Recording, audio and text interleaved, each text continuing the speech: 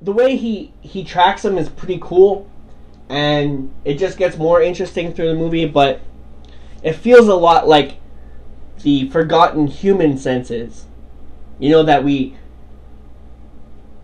skills that we had when we were more primitive that we don't have now, that have been dumbed down in us, pretty much, you know, traded out for what we would think intelligence is, rather than the olden days. It was more sensual.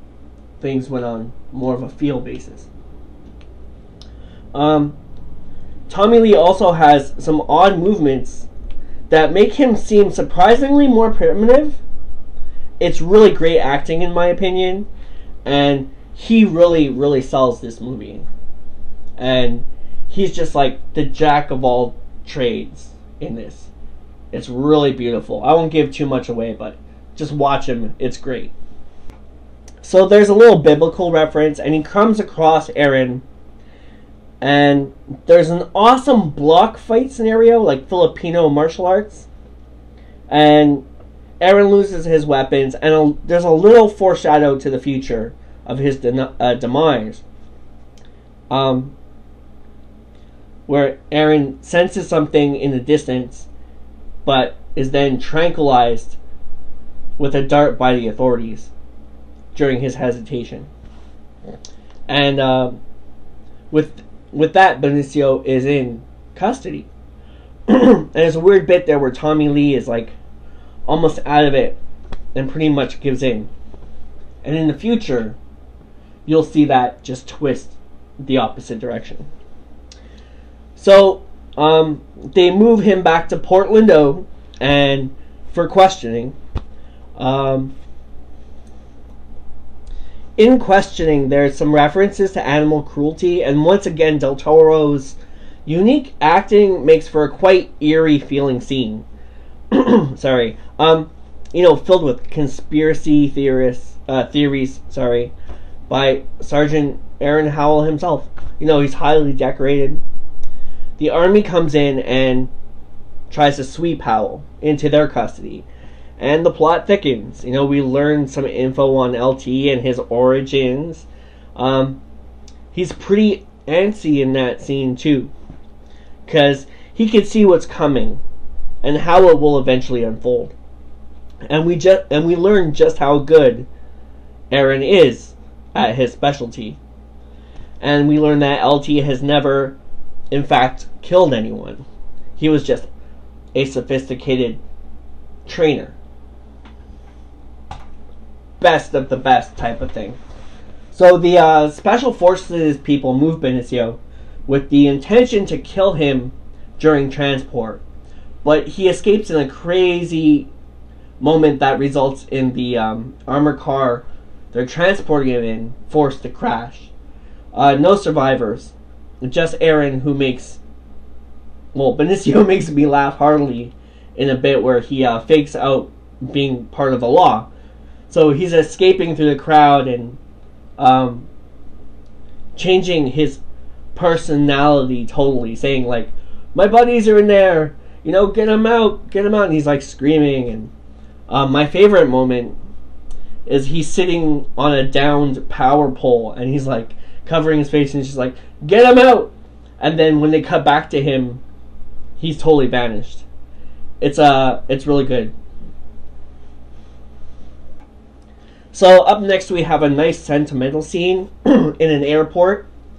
You know, after between LT and some kids who are playing hide and seek, and LT was on his way home, but then sees the news on the television and decides to return to the police.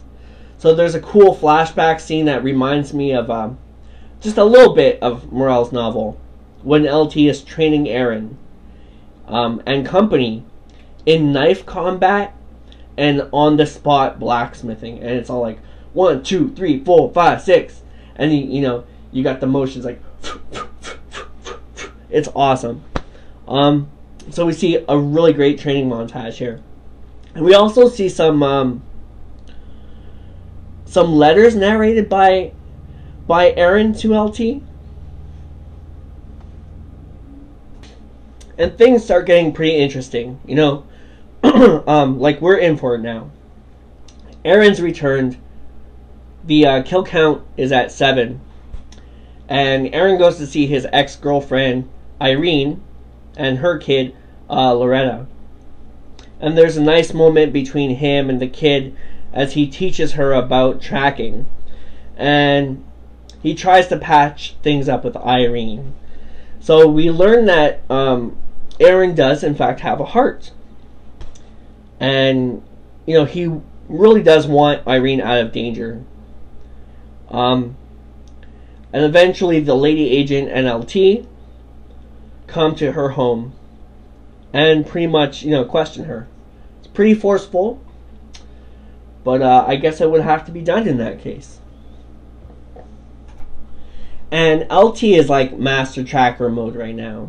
You know, it plays through this scene because he can see everything that normal people wouldn't be able to see. So he locates Aaron in the house, and Aaron stands his ground, then eventually escapes. And we can see that Aaron had rearmed himself with while at the house with a new blade, and it's briefly introduced. So they chase him to a bridge where he escapes, then jumping off loses his weapon from the bridge to certain peril below, or so that is what he wants them to think. So before this, LT stays in pursuit. Briefly after finding Aaron's personal belongings like letters, blueprints for weapons, how to make the knife, etc. And we can see that Aaron's situation has got more complex, psychologically, and that it doesn't look like he's gonna surrender. So LT tracks him to a water filtration plant. There's some hide and seek in here, and Benicio brings the kill count to 10. Pretty graphically, I might add. And the chase leads them from a manhole to a busy street, through the city, the urban jungle, across parks, a skate park, beautiful marble man-made waterfall. There's a cool scene where LT looks through the water and sees Aaron through it, and then it cuts to Aaron's POV, eyes out on LT. And it's really well done. So the chase continues to a bridge, past Mounties and the homeless, by a pier. Aaron escapes via bicycle, you know, past metro cars, and that's where we get the awesome bridge escape scene.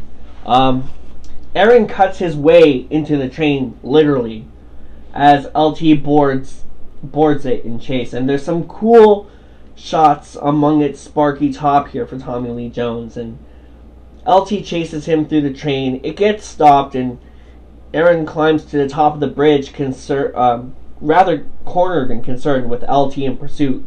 And he jumps off to the river below, avoiding a sniper fire.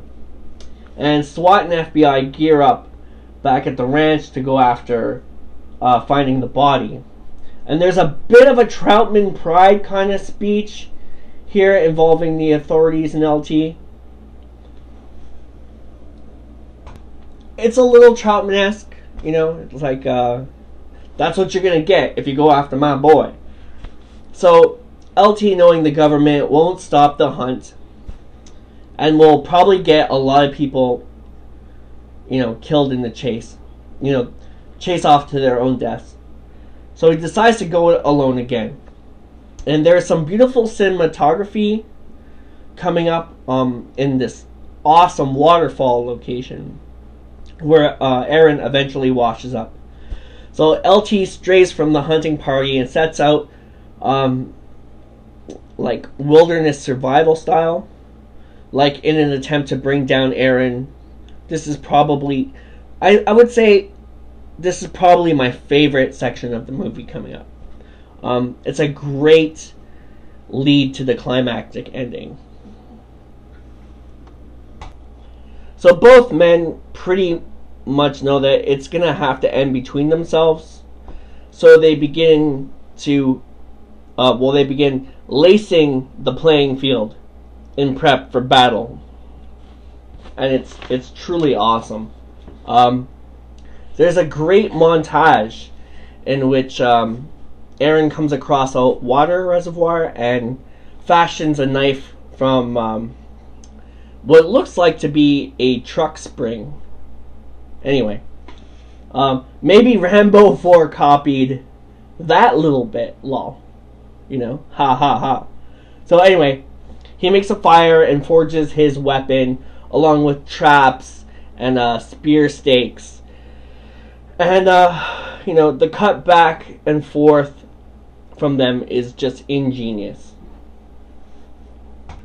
So, LT fashions a knife from stone, literally. And the only awkward cut, I think, in this whole movie is when Benicio dips the blade, and it's like hot and glowing, into the river. It does this weird cut shot. You can tell it cuts. And then he pulls the blade out, and it's not glowing anymore, just steaming. That's probably the only thing that took me out of the movie. So LT sets out on the hunt, and Brian Tyler's score kind of reminds me of the Jerry Goldsmith, you know, rumbling forest hunt scene, like the score from First Blood. Kind of, you know, briefly a bit. So LT swims across the river as the FBI look down on him from a Huey above, and LT is ambushed by some traps. He ends up snared and falls off a cliff, and he's dangling there for a bit, and he cuts himself to freedom, and miraculously he keeps his weapon locked in his hand, enduring an amazing wash down a waterfall. And it kind of reminds me of Deliverance a bit. And there's almost no talking for like 15 minutes of this spread, you know. If you ask me, it's a new height reached by Tommy Lee Jones in his acting. You know, like non-verbal, just body acting. Very, very well done, very eloquent and graceful, and he doesn't need to talk, it's just all there.